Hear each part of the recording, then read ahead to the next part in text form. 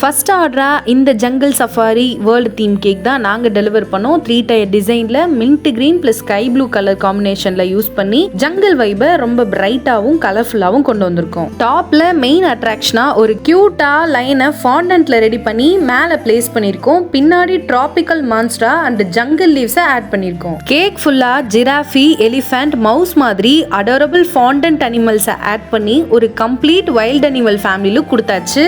இது போக நெக்ஸ்ட் ஆர்டரா நமக்கு magical fairy garden theme cake நம்ம கிட்ட ஆர்டர் கொடுத்திருந்தாங்க.